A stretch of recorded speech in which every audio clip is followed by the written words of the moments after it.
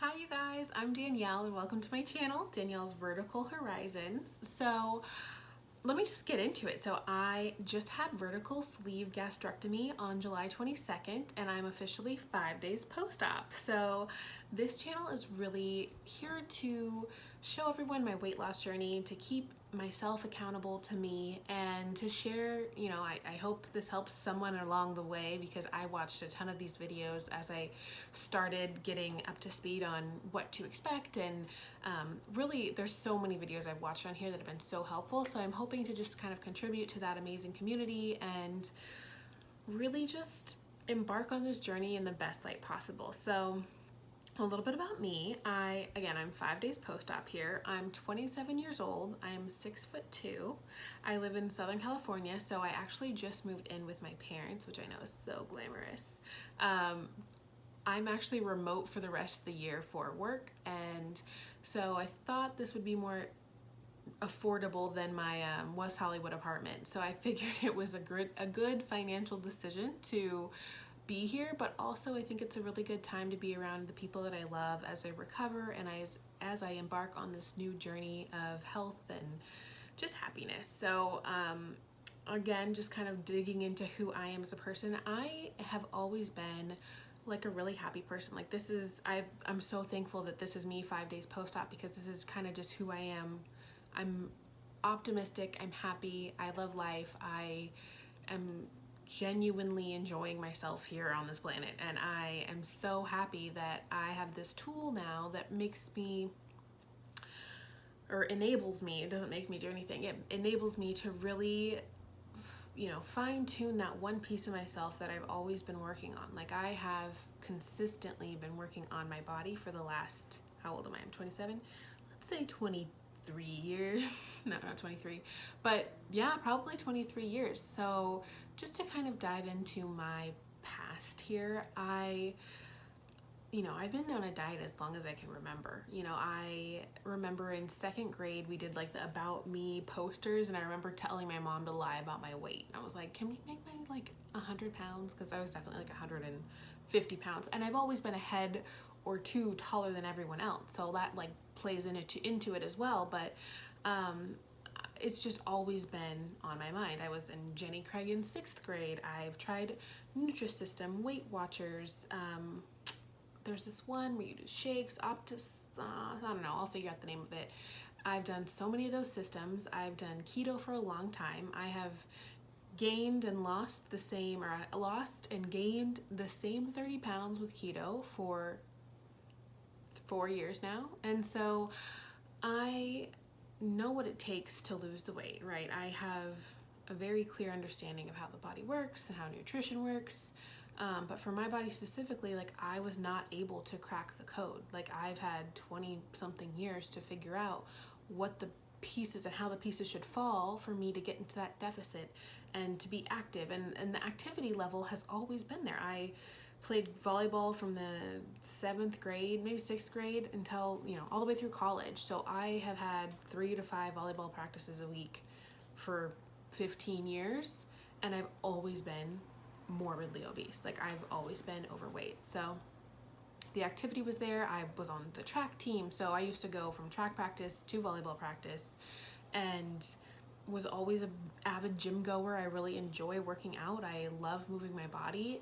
All the pieces just were not adding up. And it's like, I've talked to nutritionists, I've talked to doctors, I've talked to everyone, and I talked to myself about, what's going on. And I can stick to a diet, and then I can't. So it's like 6 months of progress, and I'm getting there, but like the lifestyle change just isn't there. And there's a lot more that goes into it, but I knew that this was the next step for me. It was not like a decision I made lightly. It's major surgery, and it's never something that I think you should take lightly, but I've been honestly thinking about this for 3 or 4 years now, seriously, and then prior to that, probably like 8 or 9 years.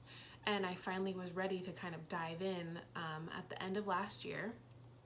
Of course, my insurance changed like from 2019 to 2020, so I had to like completely restart the process, and my old insurance was way better. Of course, it would have been like a 3-month process, simple, would have just got in there, but you know, life happens. So in 2020, I started this process with my hospital. So I went in for my first consultation in the beginning of February and learned that it was going to be a 6-month process, 6 monthly check-ins with dietitians. Turned out to be just like one dietitian. And you know, going through your food habits, what got you to this point, how to eat, what to expect post-surgery, how much food you're supposed to intake post-surgery.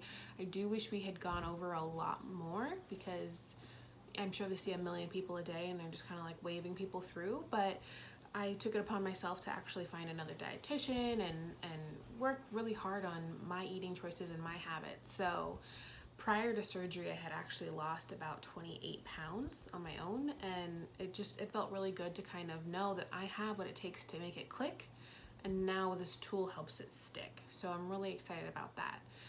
Other requirements for my insurance anyway, I had to do a psych evaluation, which was, thank goodness, it was like a telemedicine remote service. So it was basically a video conference with the psychologist, and my specific counselor had weight loss surgery before, and we talked pretty briefly. I would say it was a 15-minute call, and she was confident that I would be great, and that I was doing it for all the right reasons, and just knew that I think this was the right step for me, and she was really excited. So it wasn't like they didn't grill you by any means and like, you know, are you doing this for somebody else? Is there a reason that you're losing this weight? Is it 100% for your own, or, you know, voluntary and on your own? But it's much more lax than that. I also had to do a like a upper GI x-ray. So you basically swallow a bunch of barium, and then they do a chest x-ray, well, full body x-ray, to see how your stomach swallows, to see how everything moves through your system. In that, they actually found that I did have a small hiatal hernia. So, you know, it's kind of one of those Pandora's boxes when you start to get all these tests done to see what's wrong with you, and hopefully it's nothing big. So like the hiatal hernia was something that could be fixed during my VSG surgery. So it was not like a life-changing event, but it was interesting to see that they were finding things along the way that, you know, could affect how my body is working. In addition to that, I had to do a lot of blood work. I think they took like 16 vials of blood, like the most blood I've ever had drawn at once, I think. In that, they found that I was severely deficient in vitamin D, and most women are. So I think your threshold is supposed to be around 40, and I was at 9. And I don't know what units those are, but I know severely deficient in vitamin D. So I started taking supplemental vitamin D pills. A few other levels were like also ever so slightly off, but honestly like not enough to try and remedy. It was like, you know, eat more spinach in your diet, or do this or do that. So it was not a life-changing event. And then at the very last minute, and I'm already on my liquid diet, and I'll go into that in a second. I'm 10 days out from surgery. My insurance calls the hospital and says I need a sleep apnea test. And this is a global health pandemic, and I live with my family, including my, you know, elderly grandmother. I'm not gonna go sleep somewhere just because, especially if they don't have like the best in class hygiene standards. So I don't know if they do or they don't. So I overnighted a sleep apnea test to myself, did it and overnighted it back, and I think it cost like $300 or something crazy, but it was the last step I needed, and I needed results in by Friday. I think I got them in by Thursday. It was like a total crunch, but that was the last step that we needed to complete to really make sure that I was gonna get, you know, all the insurance funding that I needed. And so this surgery, I think without insurance, is close to $75,000. A lot of people go to Mexico to have it done.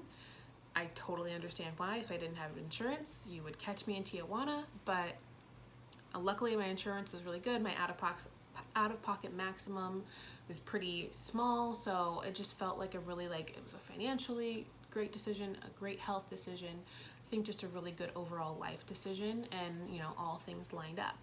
So then as we approached like the final months of my diet check-in, so I'll say around May, maybe June even, I got to set a date for my surgery. And so my surgery was, again, July 22nd, 2020, and I'm 5 days post-op. I'm feeling remarkably amazing, if I'm being honest. But I set the date, and it was like immediate like panic. I'm sure other people have felt this, but it just felt so, I don't know, scary and sudden, and like, oh, maybe I can just do this on my own. Like, I'll just start keto again, and I'll do it again. And it was like, you know, your mind really starts to swirl. And honestly, you know, you have those thoughts like, is this the right decision? Isn't this a little drastic, Danielle? Like, can't you figure this out? And then at some point something clicked where, you know, I know I'm great at keto. I can do, you know, certain diets. I can do low carb. I can do all these certain diets for a certain period of time, lose about 30 pounds. And then the second I get off of them, I tend to gain all the weight back, if not more. And I've done this literally 10 times. So I think I just had to have an honest conversation with myself that, you know, telling myself like, yeah, you can absolutely get those first 30 pounds off. Like, I have no doubt, but I've proven to myself for 20 years that I cannot get past that. And I don't know if it's a mental thing or if it's, you know, an actual physical thing. I think it's probably just mental. And I think that was a really like frank and honest conversation I had to have with myself and say like, no, you do need intervention here. You need something drastic. You have a lot of weight to lose. Like, I am, you know, pre-op at my very highest, I was 358 pounds. Granted, I'm 6'2", so I mean, I'll show you pictures. I don't look like I'm 358 pounds, but I am definitely a large woman, and I need to lose a large amount of weight, you know, upwards of 100 and maybe 150 pounds. And that's not going to come from, you know, three and a half really strict, super committed months on this insane fat diet. It's going to come from super conscious eating habits, learned and changed behavior, and really, you know, a full-on mindset shift. It's a hard word to say, mindset shift. And so with all of that, I decided to proceed. Obviously, I'm here post-op, so I did it.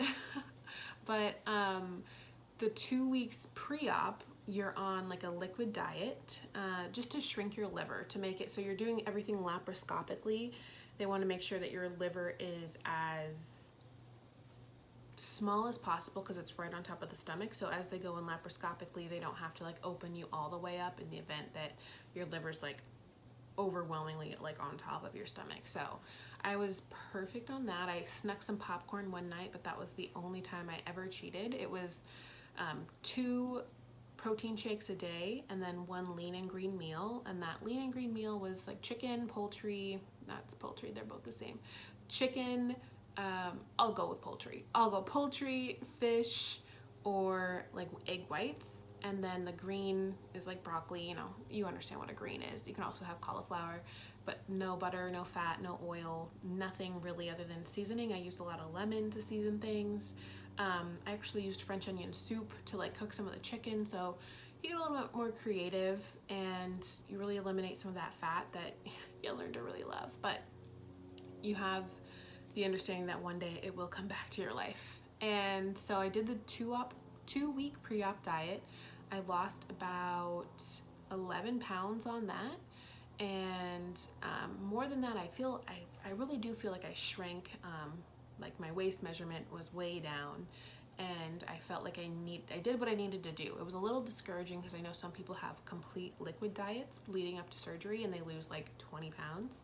And so I'm like, I'm over here only like barely losing anything and I'm starving all the time, and you know, what's going on with me? And then I had to like really change my mindset and realize like that's okay. I am really just here to shrink my liver. I'm perfectly following my surgeon's instructions.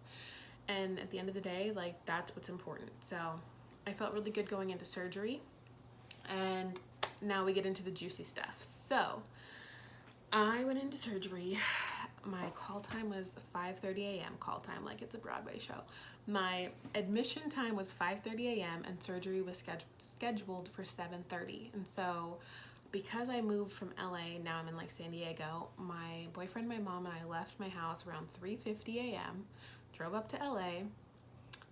I got admitted around 50. They took some more information, made sure I didn't have COVID. I just made another video of kind of what the COVID protocols are, but you know, if you have any questions, just ask me below. I'm happy to go through them.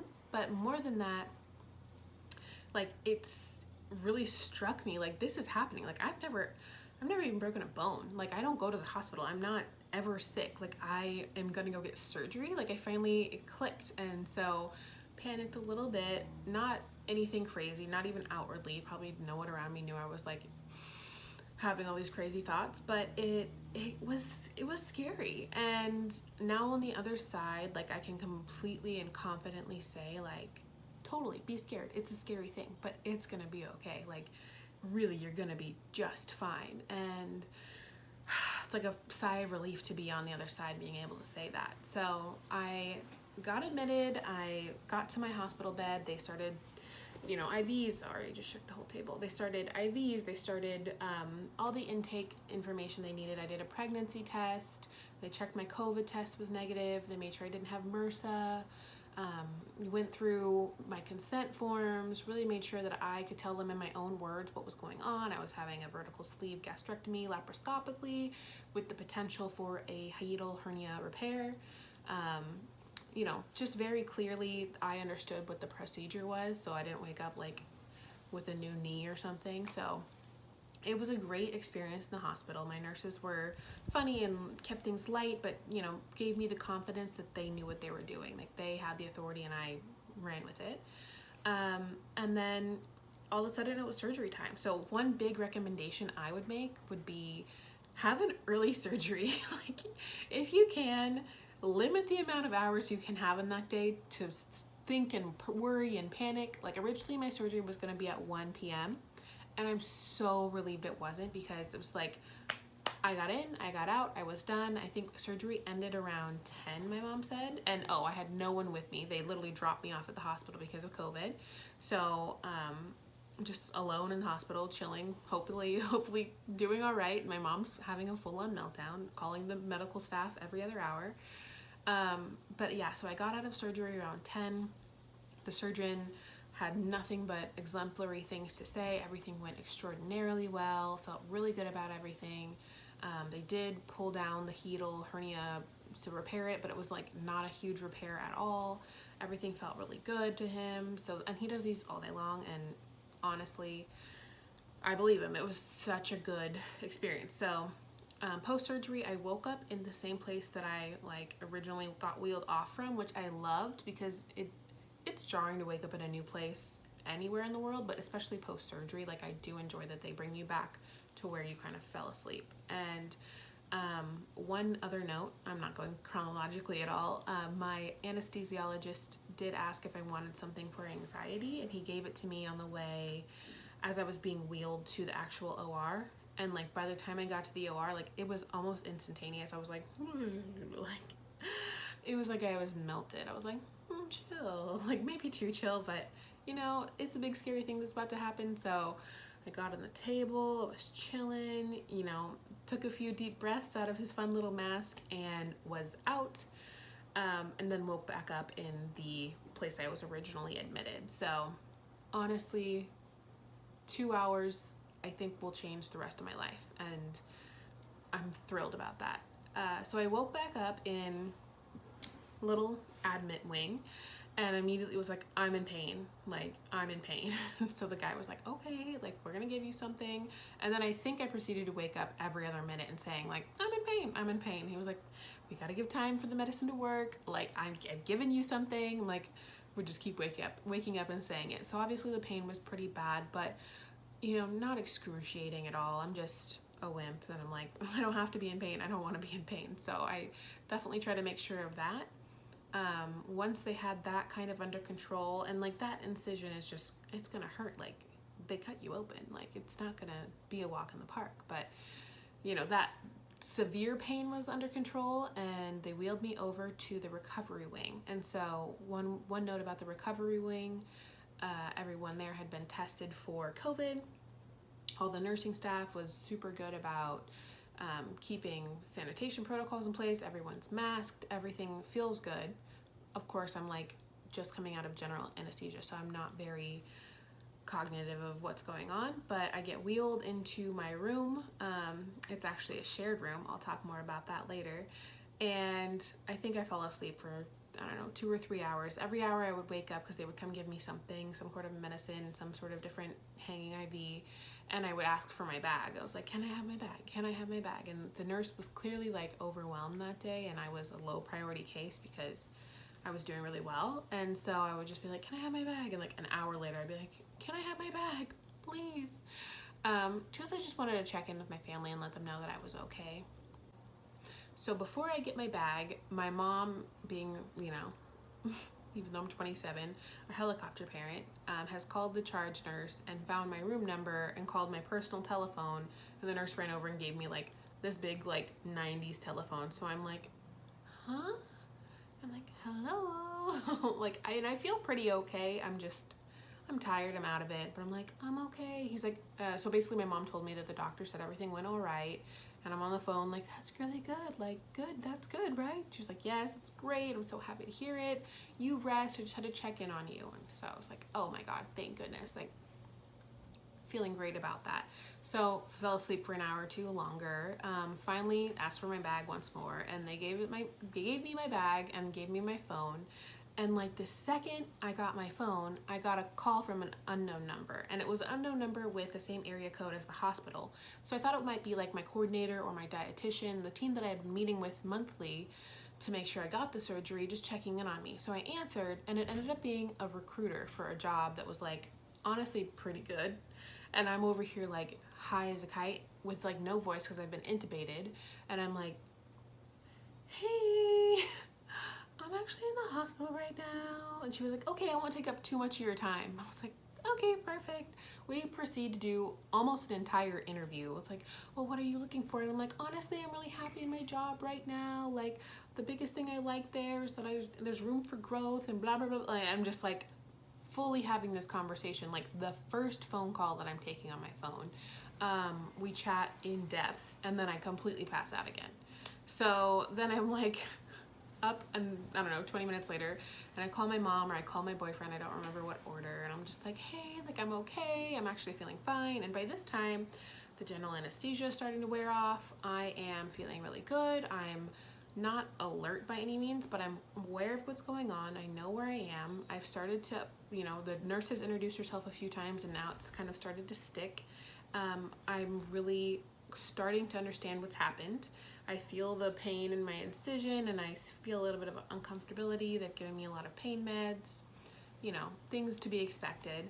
One note, I did not have any gas pain. Like, I initially had none, and that's honestly why I chose my surgeon. He is like a laparoscopic expert, and then also studies like all things upper GI and bariatrics. So because he like focuses in laparoscopic surgeries and is like an expert in that field, like I kind of think he does, I don't know, I want to say a better job, but like I know people have severe gas pain, and I really didn't have any for days. Like, and now I have it sometimes when I like drink too fast, but that's all my own fault, like definitely not the surgery. So honestly, I felt okay. And so I want everyone to know, like, yeah, it's disorienting. Yes, you had surgery, but you wake up and you're okay. Like, you are yourself. You're not like 100%. I wouldn't even give you 80%, but you are okay. You've had your stomach cut into. You have some incisions that you probably haven't even discovered yet. And, you know, you wake up and you're like, all right, I got out of here. I did it. I'm okay. So that was really promising. So I had a really chill night. I slept for a few more hours on and off. I started to be able to really do things and you know, be on my phone and just be, I kind of figured out my TV at some point. And so all these things kind of started like rolling back open, and I'm like, all right, I know how to use my motor functions again, and I got this. And so around 10 p.m. Oh, and they do give you things to eat, and it's just like, it kind of sits there at first because it's like you can barely keep yourself awake. You're not going to eat some soup, but I appreciate that they give you dinner. So by this point, the night shift has started, and the day nurse has switched over with the night nurse and the, you know, the staff that helps you walk and things like that. And at this point, I'm like eager. I'm like, all right, I'm getting out of here tomorrow. I'm not spending 2 nights in this hospital. I feel fine. Not fine, but I feel pretty good. Let's get walking. Let me hit my milestone so I can get out of here. So I have the nurse come over and unplug my IV, and I start walking, and I start, just making friends with like the night shift people. And so I'm walking with like basically the CNA guy who's helping me, making sure that I'm not gonna fall over on my little walk. And so he's great. He's super helpful. I go to the restroom. They do measure your urine, which is super fun. But when I've gone to the bathroom on my own around 10 p.m., like someone literally jumped for joy. And so I'm like, I'm nailing it. Like things are going great. My kidneys work. I'm walking. I'm feeling okay. The pain is maybe a 5 out of 10. Like I'm doing great. And I literally had surgery this morning. So only up from here. So I get back in bed and I'm hanging out, and let's circle back to the fact that I have a shared room, and the woman next to me is bedridden and makes some, let's say, interesting noises. And by this point in the night has gone to the bathroom, alleviated her bowels twice in her bed. And as someone with a brand new stomach, I wouldn't recommend being surrounded by that smell for an indefinite amount of time, because you're literally stuck in a room and there's nothing but a curtain between you two. So I started hitting my call button, was just like, is there any way I can go maybe do some laps? Like I tried to be really discreet and really helpful and really nice. And I was just like, I'm ready to walk again. Is there any way I can go walk? Like the second time it happened, like the smell it was a lot. It was a lot to deal with. I'm not gonna lie, it was a lot.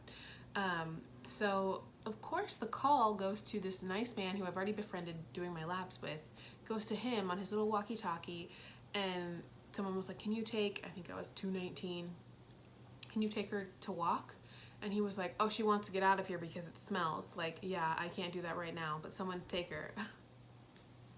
This poor woman, like she's in the hospital. I'm sure she's not doing great either. I don't want to be mean, but I have got to get out of this room. I am plugged into a wall and I don't know what to do. So I'm like, just be good. So that's where my handy dandy little surgical mask came in. I was like, just breathe, it's fine. Like you're okay, like everything's fine. So eventually, like maybe an hour later, I get taken out to do my laps with this guy. And on the laps, I realized there's like 3 or 4 empty rooms. And I'm like, please, is there any way I can go to another room? Like I can't deal with that smell all night. Like it's happened twice since I've gotten here. And like I can't do this all night. So they find me like the tiniest little single room, and I am elated. Like I can't tell you, like it's just me in there. It's a little thing. So I got my own room and was able to sleep pretty well. I probably slept from, I don't know, 11 to 1 and then 3 to 6. And then they woke up one of the interns. It's a teaching hospital, so the interns come around like Grey's Anatomy and do pre-rounds. So he talked to me and just checked on how I was doing so he could update everyone during their rounds. But super early mornings, I was just like, I'd just fallen asleep. No, but it was all good. Everything went really well. I felt like everything was going well, and it was really relieving to know that the surgical staff felt the same. So all of the doctors were like, sounds like you're doing great. You're up and walking. I had all of my soup. So I had like some broth that they gave me and a popsicle. And so they were like, you're eating, you're drinking, and I've been sipping water and hot tea and things. They're like, we're feeling great about how you're doing. Are you feeling good about that? I'm like, oh yeah. I was like, and at this point, I'm like myself again. And I'm like, I got these sweet socks because I gave you like these purple grippy socks. I was like, I got unlimited broth. I'm good to go. And they were like, okay, Daniel, calm down over here. But it was just like a really good, check-in with them. And I was like, chomping at the bit, like when can I get discharged from here, because I am ready to get out of here. Like I loved that it was such a good experience, but I was done with my time in the hospital. So they're like, probably this afternoon, maybe around noon. And so like and again, my parents are like an hour away, an hour and a half away, so I have to give them somewhat of heads up. And so I've been asking every nurse like every hour, and noon passes, and I'm like, hey guys, like I just need like an hour heads up so I can know when I get discharged, what to do. And they're like, okay, maybe around 3. And I'm like, okay, cool. So checking in, no update. Finally, the doctor comes in, like, I've submitted all your discharge paperwork. You look good. Here's some instructions. Nothing crazy. And then on the way in, your family should pick up your prescriptions and and then you pick up your prescriptions and then you.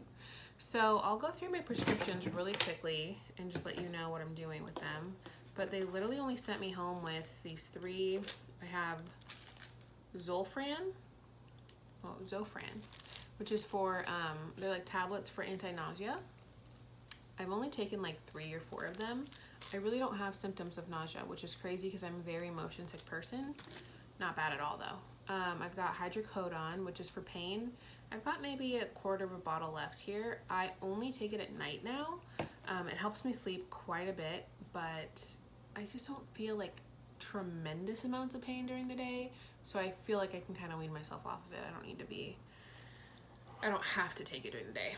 And then I've got a generic for Prilosec. And so these are actually capsules, and in your pre-op, they will make sure to tell you 1,000,000 times not to eat the capsule. But then on this, it says in 1,000,000 different places, not to crush or chew. He's like, swallow whole, do not crush or chew, blah, blah, blah, blah, blah. So it's super contradicting. So I'm like, do I not crush or chew, or do I not swallow the capsule? Like, I don't know what to do.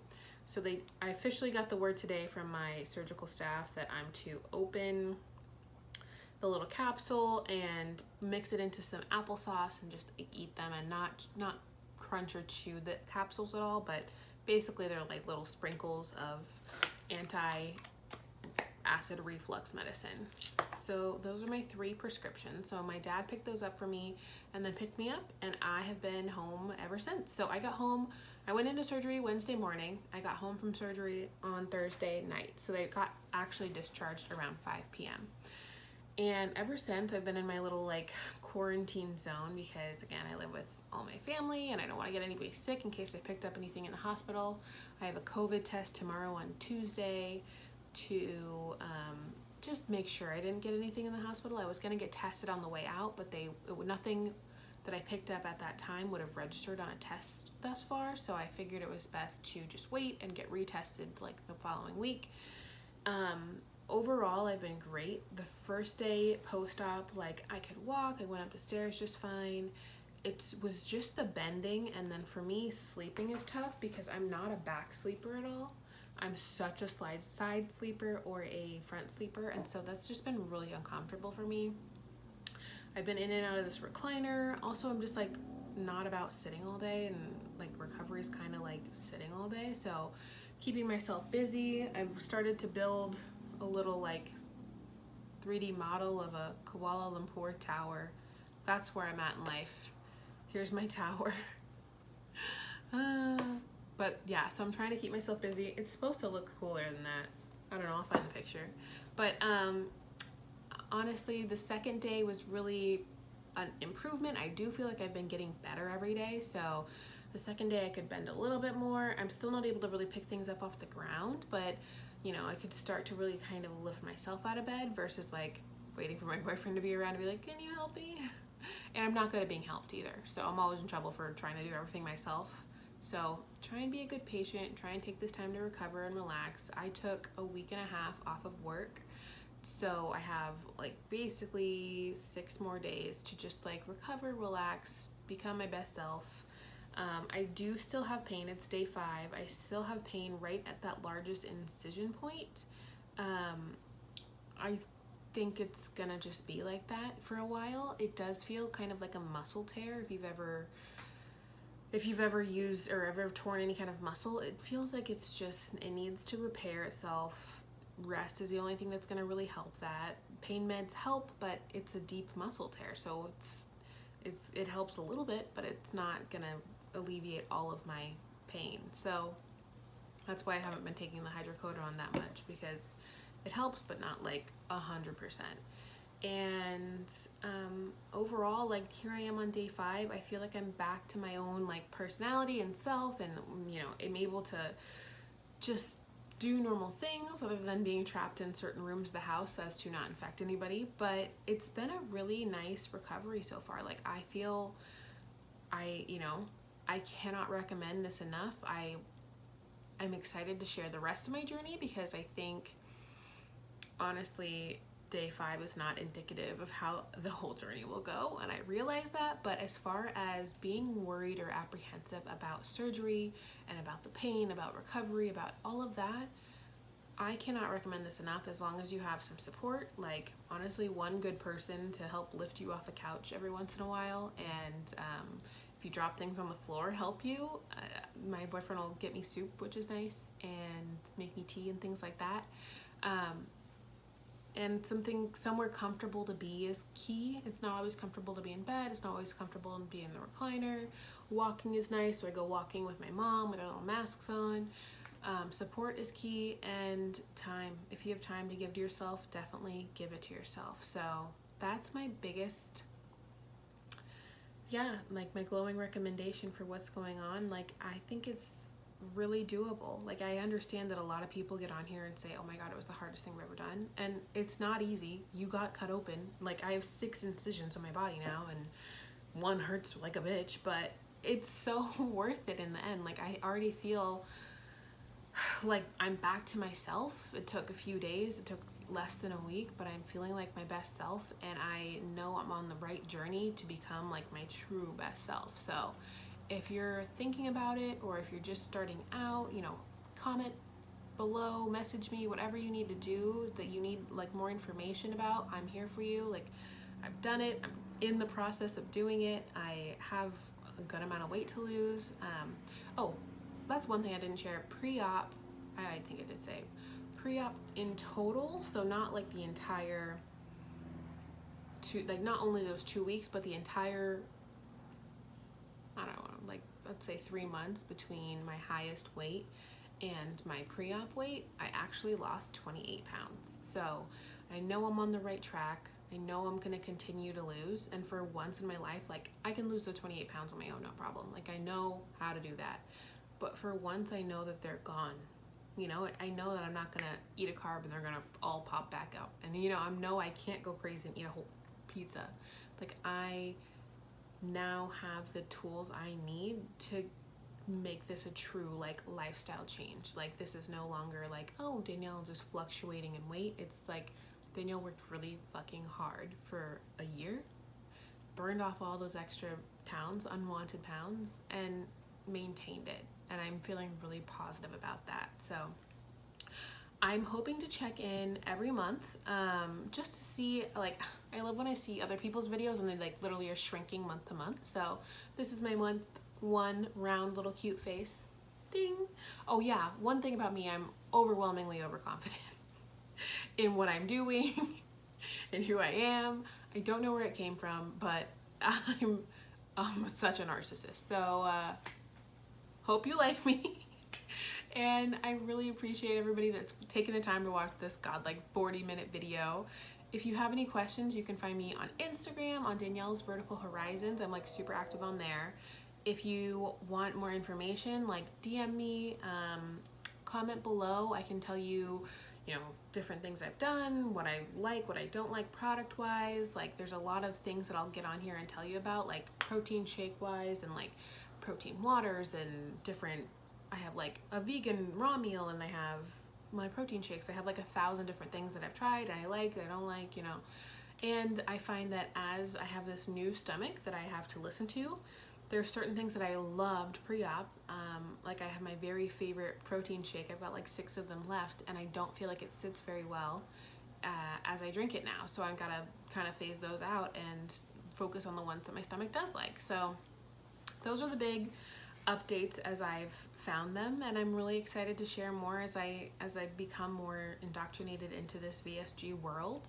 I'm honestly thrilled to be here, and I can't wait to have like an after video, and I can come back and have a little less fat in my face, and then just be like, I was right. This was totally worth it, and everything went great. So, being this optimistic and feeling this good 5 days post-op, I'm hoping is a huge indicator that I will be back in a year saying those exact things. So for now, that's it for me.